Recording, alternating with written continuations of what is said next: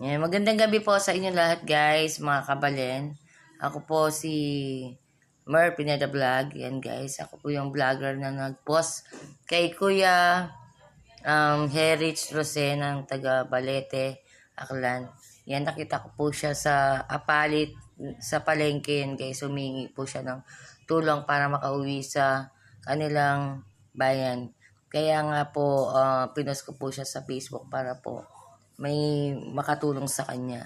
Yun guys, dininig naman ni Lord ang panalangin namin na may makakilala sa kanya guys.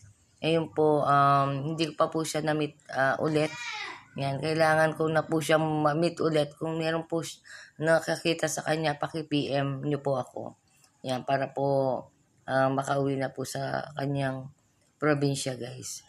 Inuulit ko po siya po si Kuya Herich Rose, tinatawag din Eric Rose. Yan guys, PM nyo po ako. Yan, as soon as possible po. Yan, marami na pong gustong tumulong sa kanya, magbibigay ng pamasahe. Kung sakali naman pong hindi nyo ako mini-message, pwede nyo pong isurrender sa munisipyo ng Apalit. Guys, para doon po puntahan ng kanyang kamag-anak. Maraming salamat po.